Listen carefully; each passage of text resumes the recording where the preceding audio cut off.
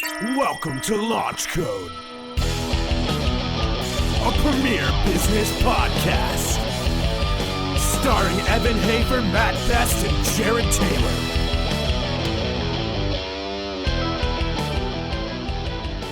Hey, welcome to Launch Code. Joined with me, co-host today, Baker Leavitt.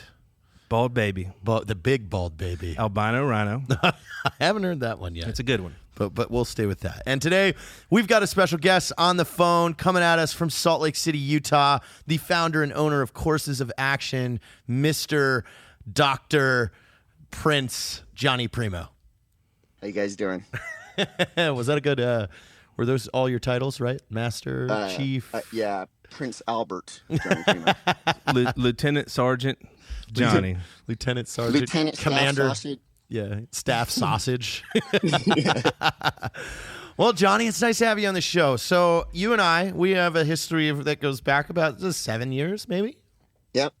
Yeah. I was actually introduced to you by some of your old teammates. I happened to do a stint with ODA 3112 for some training. And that year when I was going to SHOT Show, they all texted me and said, you have to link up with our boy, Mr. Jonny Primo. When I linked up with you, you had just started with OSS suppressors, correct? Yeah. Yep. I was on terminal leave getting out. And whenever I was in, I set up the SOCOM family of muzzle brakes, flash hider suppressors program. So it was an easy transition to go work for a suppressor company. Nice. So coming out of the Army, yeah. So what were you doing in the Army as you were getting out? Like you just said, you were head of which program? So I was, obviously I was a Green Beret in 3rd Special Forces Group. During my staff time, you have a stint of staff time that you're supposed to take there. And I was in the Force Mod Chopper for target engagement. So basically my problem was to ID issues with optics, munitions, guns, demolitions, things like that. And one key and apparent thing that right off the bat was that our suppressors sucked. They were shot out, nothing was working, and so I was forward deployed. And I forward deployed, of course, everybody that fell under the SOCOM and used to JSOC umbrella, and then give after action reports on the equipment that sucked, so we could get fielded equipment right away. The big program that I led was the suppressor program, or Family of Muzzle Brakes Flash Hider Suppressors. So essentially getting everybody in SOCOM and JSOC new suppressors. And the program from start to finish was a 6-month process, which is unheard of. But it was pretty unique. So getting out, it was an easy transition to a suppressor company. Awesome. So let me ask a question, because, you guys all did that high-speed stuff, and, I find it very interesting, and we're kind of glossing over some stuff that I find interesting, and I'm sure there's a lot of listeners that will also find interesting. So, Johnny, where did you go to high school? Like, what state? In Arizona. Okay. And so when did you enlist in the Army? In 98. Which was, how old were you? 17. Oh, so you went right out of high school. Yep. Young buck. Okay, and then so you went to basic training? Well, I graduated high school a year early as well. So. Oh, we got a brain on this one. Yeah. So you graduated high school, enlisted in the Army. You went off to basic training, right? Yep. And then basic and AIT. I was a 12 Bravo as a combat engineer and went to jump school. What's a combat engineer? Basically like a grunt that blows shit up as well. Oh, that's kind of cool, man. Yeah, so then, like, when did you, after you were a 12 Bravo, where'd you go from there? I ended up in the 82nd Airborne Division for about 9 months, and I did junior ROTC in high school. Mm-hmm. So I came into the Army as an E4. And this is back when we were in jungle boots and woodlands, and you had to have your stuff, pressed and spit shine boots and all this crap. Ready for war. These crazy haircuts that were impractical. High and loonies, if you will. And we did a deployment to Sinai on a peace mission, a NATO peace mission. I've been in the Army in the 82nd for about 7 months at this point. And when you go on a NATO mission, you literally wear a peach beret, and the flash is a white circle flash with a dove that has an olive branch in its beak. And as a 12 Bravo, part of our mission is counter or demining. So I'm over there literally mine detector, find a mine, 2-finger sweep, fucking probing, 2-finger sweep, a lasso of engineer tape and pull that bitch out. So as you can imagine, the job wasn't that awesome and glorious. I can imagine it being kind of stressful. Slightly. Pucker factor was high. Yeah. Mining? Ooh. So you didn't like doing that? No, so I came back and, for Bragg at this time, you had Delta, you had 7th group, you had 3rd group, you had, what's that? Was it 24th that was at Bragg, at Pope, JT? Yeah, 24th STS, the 21st STS, the 14th ASOS. So and then you have the entire Q course. So there's like, in my opinion, Fort Bragg, North Carolina is the hub of special operations. Absolutely. And so I was always told I was a great field soldier and city garrison soldier. So coming back, we had 2 weeks that we had to clean our guns that we never used, obviously. It was a peacekeeping mission, turn them in, and then we're taking block leave. So in that 2-week time frame, I took the SFAS PT test, which is really easy. It's like your standard Army PT test, but you're in BDUs. And had all my waivers signed and everything like that. So instead of taking leave, I was packing for selection. And by the time everyone got back from their 2-week leave, I was already in selection 3 days prior to everyone else signing in. And, my company first sergeant, company commander, platoon sergeant, all them had to sign off on it, so everyone knew. But my platoon really didn't know what was going on, to the fact that my squad leader didn't even know what was going on because I hated him. And he tried telling my platoon sergeant that I was AWOL. And my platoon sergeant's like, hey, dude, you're dumb. You suck at being a leader so bad. He's in selection right now to be better than you. And so that's how that take that, asshole. Yeah. So you go through the Q course, and what was your MOS? I started off as an 18 Bravo, so a Special Forces weapons sergeant. And that's kind of weird too. I said I graduated high school a year early. And JT understands GT scores and all that. So they say your ASVAB scores matter. It doesn't. In any branch of the military, it's your GT score that's going to depict what career field you go into. My GT score was a 126, and the average in the Army is like 80, I think. To be special operations, you have to have over a 110. And so I was like, freaking A, I'm going to be an 18 Delta, which is Special Forces medic, and that's essentially an additional 1.5 to 2 years in the Q course, right? Somehow I got 18 Bravo, and I was like, oh man, this is awesome. Like, I have the shortest course, only it's going to be 6 months of my MOS versus 1.5 to 2 years like a medic. And then you have to take this thing called a what was that? What JT, what's that language where it's this test? It's not the DLPT, but it's something like that. And basically it's this made up language, and you have to figure out the language, and that's how they depict what language you're going to get. So I failed it. 70s passing and out of 58. So I was like, a la French or Spanish. And what I ended up getting was Pashto because of my GT score. And at this time, there weren't really any, there was no American literature on Pashto. They were definitely forcing into the future where they projected us going to. And we literally, for 7 hours a day, 6 days a week for 6 months, had a host nation instructor from Afghanistan. And I'd be like, how do you say stop or I'll shoot? And it's like, Waldarega, kind of the Warlam. But I had to write it down phonetically in a notebook. And that's how we learned. And that was the hardest part of the Q course for me. So language was the hard. We could bypass all the Q course. The hardest part for me was language school. Dude, because I asked that question a lot, and I've asked it to all these guys, and most people, their default answer is, "Oh no, nothing was hard," But I appreciate you actually sharing, saying something was difficult. So in the moment, the language component was the most difficult, challenging part for you. Yeah, I mean, you've seen me train before, physically, Baker, and Baker knows that I've trained with some of the top athletes out there, from Matt Frazier, Rich Froning, and Tommy Hackenbrook, and all them, And now I train at Jim Jones, which is probably one of the most notorious gyms out there. I have zero issues with physical stuff. It's once you figure out that, in Happy Gilmore, go to your happy place. I go to my happy place and see my midget riding a broomstick horse and my grandma playing penny slots, and I totally forget about what I'm doing physically. But whenever you have ADHD and you're trying to learn a pronoun in Pashto, that's some hard shit. Yeah, especially when there's 116 letters with accent and verbalization. Yeah, pretty and fucking difficult. What am I doing now? And you have the attention span of a gnat. Yeah, same. I get it. All right, so you get through the Q course. You're a Green Beret, and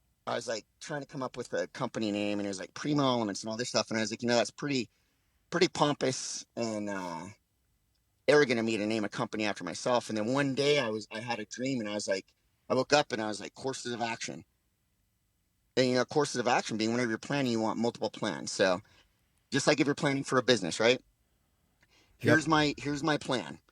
If this situation happens, we're deviating to this plan. If this happens, we're deviating to this plan. And if off that plan this happens, and you have a ton of sub plans, understanding no plan's ever going to go perfect, but if you have a basis of a plan to go into something, then you're going to be better than going in blind. And that's courses of action, right? So stood up the company, had the website expedited, the business license expedited 7 days, like trademarked everything, blah, blah, blah, blah, blah. And this is all around the time that you guys were moving to Salt Lake. Well, moving from the smaller building to the larger building in Salt Lake City, Utah. Mm-hmm. It's about 2 years ago, 2 years and 3 months ago. Since then, it took a huge leap of faith. It's scary knowing that whenever food's going on your table and you are supporting other people, that your decisions are going to be to affect how much food is going on that table, and is this going to be successful? But I went into it with the mindset that social media has ruined tactical training, and that you got a lot of dudes out there that are trying to teach shit that they've never applied, right? Well, it'd be like me trying to teach people how to drop bombs. Have I done it? Yes. Am I an SME at it? No, I'd probably have somebody like you teach them, not me. And it worked, and it's been working since. And we have a huge curriculum now. I have a team of instructors, almost 10 instructors from all facets of the military: Air Force, Army, Marines, Navy, all of them special operations, all of them minimum 8 deployments. So that's amazing. It's going good. And yeah, you're hitting the nail on the head, because you know what was really weird to me, and you know this exactly because you were around in this time frame, was the tactical industry from about 2011 to 2014. There was this really odd shift where social media had deemed it completely unnecessary to have a subject matter expert with experience. And it was crazy to me. Like, how, because I came from a world, where I was a conventional TAC P sitting on Bragg. I looked at guys with long tabs and Ranger tabs like, oh man, I don't even want to go talk to that guy. That guy's the pro. I looked at the Delta guys like, you wouldn't even fucking look in their general direction, let alone. But now, like, the internet has created this giant gray area where you have a commo troop that'll argue with you on pistol tactics on the internet, and you're like, wait, what the fuck do you even know about this? And if you were still wearing a uniform, and I was still wearing a uniform, you wouldn't even dare walk over to me on a fucking range and start telling me what to do. Yep, I agree. It just shielded. It shielded this, like, it pulled the blinders over actual experience. And it's like, dude, I saw it on the internet in the early years. Yep, sorry. We have some technical difficulties in the background. But I think you can take it a step further, where you have guys that actually have experience in certain areas. Like, I'm not going to name names, but like a specific former Force Recon guy that's a shooting instructor and was like arguing with Jeff Kirkham about AK-47s. Yeah, but that's complete ignorance, though. Yeah, it's like listen, like it's like you bought into your own mantra on the internet. Yeah, your reality distortion field that you've created.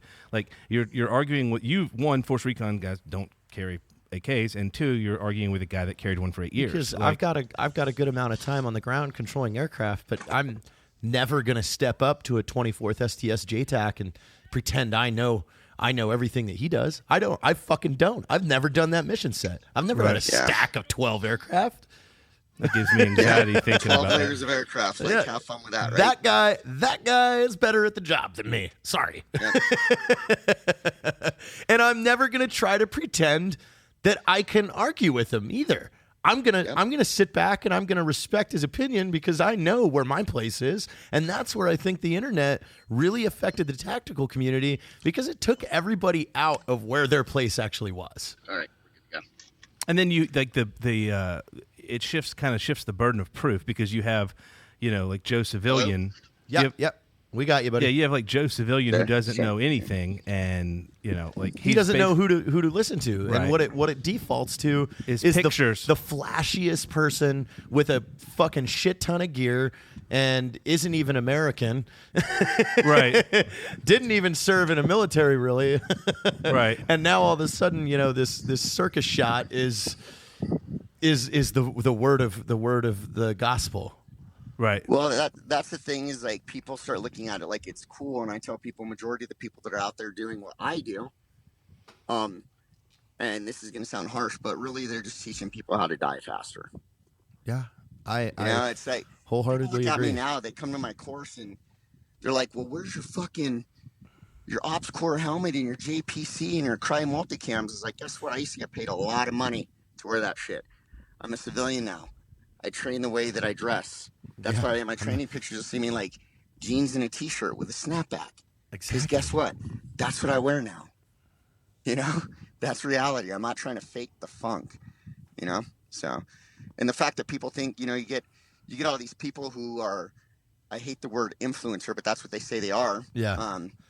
Because maybe like 3 years ago they bought some followers on Instagram, and which majority of them did. Let's be real.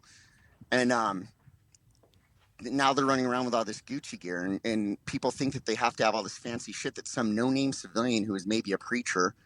Oh God, I was gonna say it. I was waiting for it because dude. And you know what irks me about that is coming from our world. Like, you had to earn that gear. Like you got given a fucking K-pot and a H harness and a fucking LCE and your Alice pack, and it was like it wasn't until you were upping your game and getting higher up there in the echelons of support in the TACP world did you get to fucking have a drop holster. Did you get to have a plate carrier rather than your armor and stuff like that? So it's like when I see this tool bag with all his fucking gear that he's never used in real life, his helmet and his earbuds that he wouldn't even know how to plug into a fucking 152 or 148. It's like, motherfucker, yeah, it's great that you just got the cash or the fucking silver spoon in your mouth to smooth talk your way into a bunch of cool guy gear, but you have no idea what it means to fucking don that shit. Yeah, no, not at all. And then, well, the problem is that you look at a majority of people that are going to these courses and then you have these fuckheads trying to belittle other people that, like, oh, your gun sucks because it's only this. Well, guess what? I'm going to run a $500 carbine the same way that I run a $3,000 carbine. It all comes down to training. And you have these dudes that are pompous little pricks trying to belittle other civilians that are blue-collar workers that do have to save up money to even attend a training course, right? Guess who didn't get $3,000? You're not going to be able to do anything because you don't have this. Guess who didn't get $3,000 carbines to deploy with? We got fucking Beretta M9s and Colt and Colt fucking M4s. Like, give me a break. Yeah. But people don't understand that, man. It's like, it's people are like, oh yeah, well I'm like, yeah, you're dressed like something. I think you hit the nail on the head. They're dressed like something they don't even understand. They can't even grasp the capacity of what they're dressed as. And yeah, I guarantee he doesn't even know why he has two wires hanging out his headset. But they wouldn't understand what talking to hire and talking to aircraft is. But what's interesting, fascinating to me is like you see these people that never served, and they're of fighting age. I mean, they're in their early 20s, mid 20s. No, it's always, and it's like, dude, like, listen, man, like, I'm not a subject matter expert at all, but I tell you this, like, you want to go kick ISIS ass, man. Like, you can hit Google and find you a recruiting depot and head down there and sign up and get paid to do it. You don't even have to join the Army. You can join the fucking French Foreign Legion now and go do some shit tomorrow. Even then, right now, the Special Operations Recruiting Battalion is at the all-time lowest they've ever been with people raising their hand and saying, I want to try out for Army Special Forces. So guess what? Even if you're already in and you want to do some cool stuff, no one's going to tell you no. In fact, you'll get fast-tracked to selection. Well, the thing and paid. Like, everyone wants to say they do it, but no one wants to do it, right? I mean, think about, and this is, obviously we're going over what time you guys wanted. I apologize, but we're having fun. Yeah, we're having a blast. Think about this. Think about all the veterans that are claiming, and I'm going to ruffle a lot of feathers with this, all right? Think about all the veterans claiming PTSD, okay? And then think about the capacity that they were in. And think about that special operations makes up about 1% of the military, and we're doing about 99% of the shit. And look at the PTSD claims from us. I know. Right? So what happens is, and fucking dudes can hate me all they want because this is the God's honest truth. And you understand, I appreciate all support, dudes. I know that the guy handling mail in the States had to put it in a box, and the guy in Afghanistan or Africa or Pakistan had to put it in an orange bag, and that made my morale higher. And the guy shipping food over and the cooks and everything. I appreciate everyone, right? But what happens is our support guys are a little bit different than conventional military, I'll say. You get a bunch of people, and they want to, you know, they may be in support role capacity or something like that, and they're not proud of what they're doing, even though what they're doing has a huge part. So then they have these inflated stories and emails and phone calls that they tell their parents back home, right? Yep. Oh, this happened, and I killed these guys, and this, and nothing ever happened to them. But now what happens? Now they have to come home and live up to that story. So they create this whole fucking facade and, oh, I have PTSD and all this shit off of a story that never really fucking happened. Why? Because they want to be fucking lazy, and majority of veterans nowadays have this sense of entitlement, like they're owed something, and they don't want to work and they want shit for free. Dude, I had it recently. I had someone tell me, you know, when I told them I was a TAC P, they said, oh, yeah, my cousin's a Air Force Special Forces person. And I was like, yeah, I doubt it. I mean, I was kind of being a dick because I can generally get away with that because there's only about 1,200 of us if you combine all the. So I can automatically go, yeah, right, I'm sure. And he goes, yeah. He just got out. Here was his last service photo. And he shows me the guy in his dress uniform. And he tells me how he won't talk about anything that happened in Iraq. And I look at him and I go, well, first off, he wasn't any of the career fields. He's actually a jet mechanic. And I go, and he's never been to Iraq. Well, how can you tell? I'm looking at his fucking ribbons right now. He doesn't have an Iraqi campaign ribbon. Hell, he doesn't even have a GWAT expeditionary ribbon. Well, dude, so you know as well as I do, and Baker's hung around enough of us now that he knows. The minute somebody says, I can't talk about what I did, it's because they you're don't fucking lying. Yeah, you don't have a story. That's why. Yeah. Now, if they say I was working on another project, it's different. Yeah, like, hey, I can only talk about a certain extent of what I was doing. Here's what I was doing. Other stuff I can't. Cool, gotcha. But the dudes are like, I think whatever one of the original videos that you and Matt did where it's like, with black so dark, we can't even talk about him or whatever. Like, those motherfuckers, those dudes, come on now. They're posing. They're liars. Yeah, but there's no such thing as a secret Green Beret or a secret SEAL. No, dude. First off, I was looking back, and I was like going through photos that I had on my computer, and I found my own MySpace ones. Oh yeah, like in baby. The early start of Global War on Terror, you know, early 2000s, and I thought I was so special that I had my long hair and my beard, and then I'd like do the photo crop thing of black over my eyes because I was so awesome. On your own MySpace page. Yeah, and then I'm like, well, hey, retard, that's you deployed, but then these civilian pictures of you, your eyes are right there. So what? You know what I mean? Like, stupid shit, man.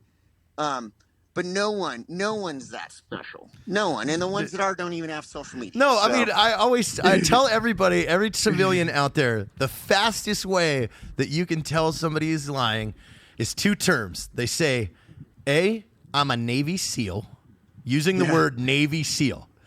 Yep. 9.9 times out of 10, a SEAL will say, I was on the teams. I'm a team guy. I was a West Coast. I was a team guy. Yeah. I was a West Coast guy. I was an East Coast guy. We know what that means. Or I was Spec Ops. Spec Ops is not a term anybody fucking uses ever other than Chuck Norris in Delta Force the movie. I'd say special operations is like the only thing that we don't shorten up. And if we do, we say soft. I'll tell you what I like. You know? I like Marines. I like it whenever guys Marine like, Special Forces. Yeah, I was Army Special Operations. I was on ODA, and I was like, you're on ODA? What's ODA? Like, you know, ODA. And I'm like, ODA? No. Oh, you mean ODA? You're fucking lying. It means ODA, Operation Detachment. Let me ask you this. Like, do you guys think that, like, the stolen valor, I guess that's what we'll call it, do you think that, I think that's less prevalent now than it was, just because there's no secrets, like with social media and all that stuff, like, and there's people that are out hunting these guys constantly you got like people out hunting it now, right? And it's things are slowing down now, right? It's going back to like, hey, we're in countries that we're really not in, and we're wearing Levi's and flannels type shit. So you have a bunch of guys who are like, I'm fucking bored. Let's out these posers. We're going to call this episode How to Spot a Fake, since we've veered way off what it was like starting a tactical training company. But Jonny, you've gotten great reviews on your courses. Tons of people talk so highly about what you guys got going on over there. If people are interested in signing up for one of your courses or getting involved, how can they find you? You can on Instagram. That's the big social media platform we push on. Obviously, Facebook can get quite expensive. So on Instagram, it's at courses_of_action. My email is primo@courses-of-action.com, and the website is www.courses-of-action.com. Awesome. Well, we need to get you out to San Antonio to have you on the set, do a follow-up episode, go deeper into. Yeah, we could actually talk about business. Yeah. What it was like, what kind of licenses and things that you needed. Yeah. And what did courses entail? All that stuff. So thank you for coming on the show today. Can't wait for episode 2. Ladies and gentlemen, Jonny Primo, I'm Jared Taylor, and Baker Leavitt. This is Launch Code. Have a good one, you guys. Thanks, man. Yep.